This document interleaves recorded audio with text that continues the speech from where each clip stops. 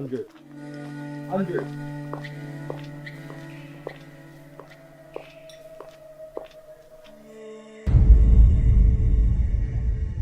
This is UCA News. I'm Megan Isherwood, and I'm here with another interview. And here I have Logan Bailey, writer and producer of the upcoming of age drama, I Give Them a Year. Logan, how are you on this fine British day?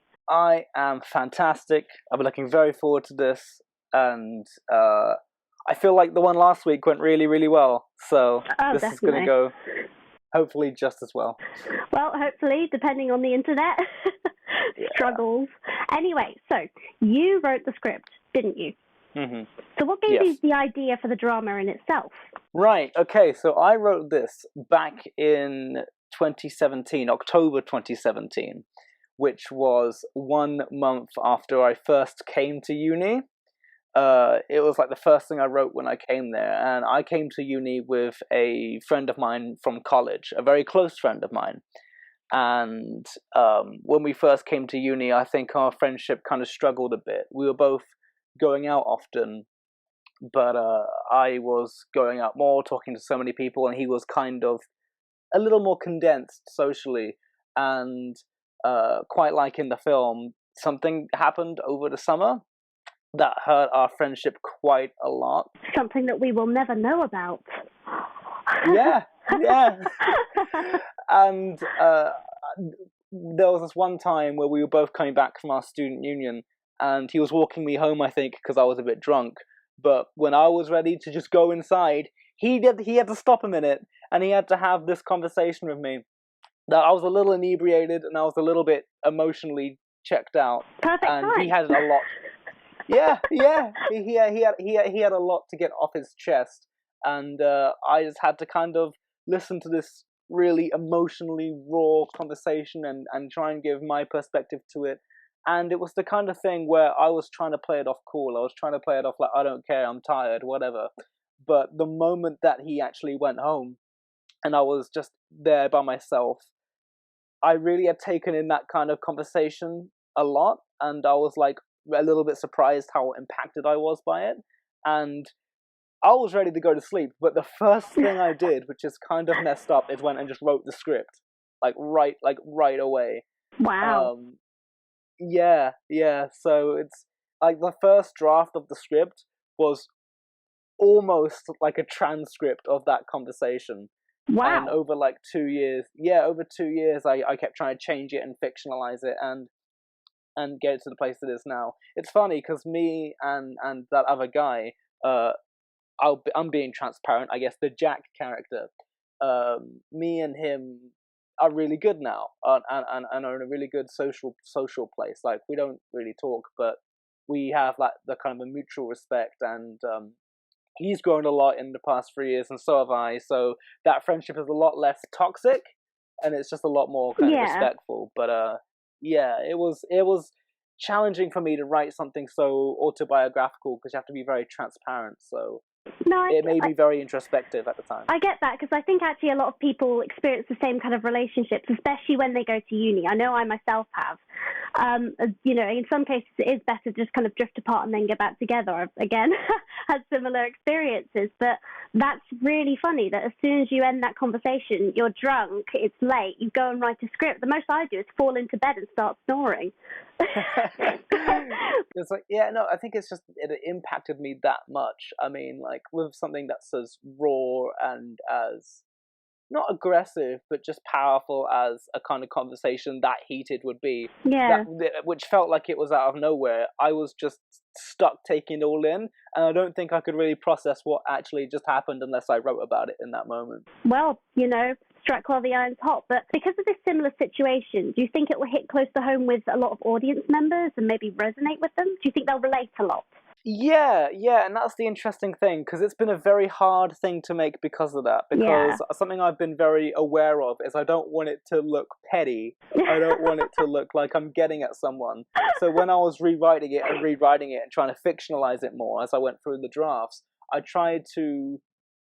I came to a point when I started my second year where I realized everyone went through this. Everyone. The first year of university is supposed to be specifically about drama. So I figured if I make it vague enough, a big thing for me was, like, if I just gave a reason, then people would see it very face value. Yeah. But if I didn't give a reason and I left it very, very vague, and just hinted at maybe other people or other things or a time period, people will infer their own experiences onto the characters, and they'll hopefully engage more, because it's not about what happened, it's about the emotional moment of it all. And I think not knowing let people put in their own experiences and let it resonate with them more. I mean, honestly, I think that's the best way to capture an audience, is to make it relatable. You can't have something too out there, otherwise, I don't know, maybe some people like that. But personally, I think if you can relate to it, you become a little bit more invested, like, oh, what's going to happen? You know, what's going to happen next? But something I liked is that it was never stated what happened to the characters, you know, to create this kind of awkward situation. They never say anything besides drop a couple names. You know, was it your idea to kind of add this little bit of mystery and keep the audience guessing? I think that there was two very big reasons I went through that. I think number one, like I just said, if I got too blunt, it would maybe look petty or awkward, or like I'm calling the other guy out, which I didn't want to do. I wanted to make a piece of fiction. And number two, something I realized is, in movies and media and TV, like, exposition is a terrible thing. You've got to give the audience all this information so they're caught up. But I realized, in real life, people don't talk like that. If two people know exactly what happened, but they're the only two people there, they wouldn't explicitly reference it because they both know. And for me, I was like, that's a very real bit of dialogue, because we watched the film as if we're like an eavesdropper who doesn't know anything, almost. So we only know exactly what they're saying. And of course, they both know the context, and that's how they're able to have the conversation. And I found that, like, it was an interesting challenge to write around, because there were points where I was like, I specifically need to write the dialogue around not saying anything. And that got really tough at certain points. Something that I kind of thought of about the characters, you made it really real, like you said there, you know, you don't just hear a passing conversation, you made it so real. But something I thought about was, you know, are they actually going to meet up for that karaoke and a drink? You know, in my opinion, I think maybe they would, you know, have a little bit of an awkward bop to Elton John and Kiki D, and then see what happens. But as, like, writer, what do you think they did, honestly? Because we never know. This is a great scoop. Yeah, no, I wrote it. I wrote what happened the next day, and, like, because I've written, I think, 4 scripts in total with these characters. Wow. Because I have no intention to make any of the others, but it was something for me as a creative. I just wanted to know myself. Aww. So I've got like an 8-page script of exactly what happens the next day, and wow. It's something I'm gonna put out online when the film comes out, if people wanted to read that and people wanted to find out. But they go to the karaoke. We meet some of Andrew's housemates, one of which, who was actually in the first film, we had to cut him out, but we shot stuff with him. And the character of Beth also appears, who just gets name dropped in the film. Like, all sorts happens. They did go to karaoke, and it was quite awkward, but hopefully people will be able to read that when the film comes out. In a way, you kind of envisage this kind of as almost a drama that maybe you'd see on Netflix or something, you know, like a real drama thing. Proper British drama, if you don't say so yourself. Yeah. Right, I'm going to get into the nitty-gritty of the production now. We're going to get off the writing and into the juicy stuff, okay? So, awesome. Scheduling and organising a shoot is never a walk in the park. I know this. I think a lot of people at UCA do as well. Yeah. What was that like for you in this production? That was a nightmare. Because the thing is, it was initially supposed to be very simple, and that was something that really attracted me to the film. I was like, it's one location, it's 2 people. How can that be difficult? We ended up shooting for 4 days, which is fine. That was a pretty decent amount for me. But the thing that you wouldn't know, and it's one of the things I'm most proud about with the film, is there is a month gap between 2 of the days and the other 2 days, and you just wouldn't know. I thought that would have been filmed on a night. I didn't notice any difference at all. Yeah, exactly. We had to take, like, reference photos, and the actors had to get their hair cut. It was a whole thing. God, the whole shebang. Yeah, because, well, we we were supposed to originally shoot a week after, so we did 2 days, and then we gave like a week break, and then we are going to shoot for the next 2 days. But Aaron, who plays Andrew in the film, he left his blazer at I think his partner's house, which was like hours away. So he just didn't have his costume, and I was so frustrated, but there's nothing we could do about it. So I guess it was just delayed another week. And then by the time we got to the third week, that was just a long week of torrential rain every single day as Britain. And then by the time it was like the end of this week long of just downpour, I was furious at just the concept of the world, because I was like, there's no reason this isn't happening. Why is stuff just happening? And I was like determined to get it done, and then we finally did it, and I was so anxious about kind of the continuity and stuff, but everyone came back, and it was like no time had passed, and it was a very quick kind of shoot, and yeah, it went really well. I don't think I know where the cutoff points are in the script now. I know one of the days was all of the stuff pre-punch, and then, which was day 2, and then the first day was the middle half-ish, and then I know that I think the last day was all the last part. But yeah, it was enough for something that was written to be done so easily. It was unnecessarily difficult. Always the way, but you could have fooled me with the whole filming in a whole night thing. Either way, you just described every continuity person's worst nightmare, with the rain, the blazer, the haircuts, honestly.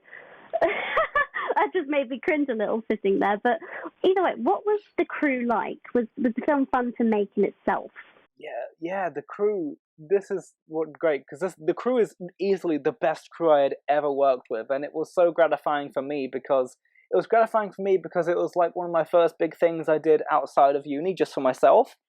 So I had the luckiness of being able to ask whoever I wanted to do it and whoever was just interested. Yeah. And yeah, we had like kind of set photographers. We had the sound person. The sound person I actually had never ever met before shooting. I was just told that they were really good, so I just like hit them up on Facebook. Kind of like with Aaron, I just hit them up on Facebook, a complete stranger, and was like, "Hey, you do sound? Are you free on this day? I have this equipment." And they came, and when they were walking up the driveway to come see us, I was like, "I think that's them. I don't know, because I've never seen them in person." And then they did a fantastic job. Megan, who did our cinematography, was like really committed and stellar. And we had Jack come in to direct it, and he wasn't too involved with the pre-production process, but when he got onto set, he kind of knew exactly what he wanted, and it was a very swift thing. The aura was fantastic because it was light enough that we could joke and we could have a good time and we could just feel like calm and casual, but it was still very focused, and it was the perfect mood because no one was stressed, nobody didn't want to be there. And it was this perfect collective thing where I think everyone was going towards the same goal and everyone felt equally as excited about it. And when you're the person who's kind of got to manage a set, to have that kind of aura, there's no better reward, honestly, to make something that people enjoy making and wanting to go and do. It's actually so important that you have that kind of atmosphere in a film set. You'd be surprised at the kind of results that come out of having a good team versus a team that kind of is a bit rocky with each other. But you edited the film together, correct? Yeah, Megan Walker edited the film. I was with her pretty much all the time because I was so excited, and I wanted to be there. I wanted to see it happen. So in a way, kind of overseeing. Because it was something that was so. Yeah, I was supervising, I guess, but because it was such a story that was so like personal to me specifically, I really wanted to be involved with each step of the process. But Megan cut it together, and she went off her instincts. She was also the person who shot it, so it was the person holding the camera was the person editing it, and we made storyboards before the shoot, so we roughly knew kind of how it was going to look, but then we let her imagination rip, and I think she like did a really good job with the edit myself. I think it's paced quite well and it keeps interesting throughout. That's really good to hear. But finally, besides these amazing interviews with a fabulous presenter, if I don't say so myself, how are you choosing to market your production and kind of gain an audience? Because that is actually quite a difficult part of the process that a lot of people don't realise. Yes. Definitely, and I think especially at this age, a lot of people don't put thought onto No. marketing, and the only way people are going to see what you make is if you really put it out there. Till this point, I had been mainly focused on the kind of social media side of it, always giving people constant updates about the production, if we were shooting, if we were editing, like that. But I've recently really pushed on the kind of posters and trailers and stuff, and I used to have this mindset when I was in college that kind of posters were archaic and they were a thing of the past. Like, we can make trailers now. What's the point in a poster? But then we had Megan go on Photoshop with some reference photos we took of the cast and the shot of the film, and she made this fantastic poster and a couple different character posters as well that looked really good. And it really, I think it told people a lot about the tone of the film and the aura and the feel of the film, and it's just some great artwork that if I was a lot more vain, which, you know, I would put on my wall. I was really happy with how it ended up being. And then we went around trying to make like a trailer, and we didn't know how to do that with this kind of product, because it's a trailer needs to be like eye-catching and needs to be cutting, like lots of cutting, and a lot of this film is shots of just people talking, so we didn't quite know how to do that. So we tried to lean on the mystery angle of it all. So we tried to lean on kind of the atmosphere of the build-up of the conversation. So the teaser was pretty much a condensed version of like the first 30 seconds, where we see Andrew, and we put some voiceover in from some of the heightened bits of dialogue, and then we have Jack come, and it's all build up to how is this conversation going to go. And I think that did quite well. That did better than I expected. About 300 people or so saw it, which is a lot for me. And then we kept on with the kind of social media stuff, and then now we've got these interviews coming out, which I hope people will be very, very interested in, leading up to the film's release sometime early next month. Well, if people wanted to follow you on socials, is there a specific name they need to follow? Yeah, if you want to follow like everything I do, I have a Facebook page called Laughing Clown Limited, and there I talk about kind of the films I make and the process and the pre-production, and I make announcements. I Give Them a Year has its own social media page, which you could follow. I know you can find it because it's where this video is being played, but yeah, like Laughing Clown Limited on Facebook, on Instagram, on IMDb, and all that great stuff is where people can find me. It's mainly just marketing stuff, but either way, thank you so much for coming on call today, Logan, with this, COVID-friendly interview. Good luck with the rest of production, and I hope that you drum up some more audience, because this is really a fantastic project you've got going here. Oh, thank you so much. But either way, This has been UCA News. I've been Megan Isherwood. This has been Logan Bailey. Thank you very much.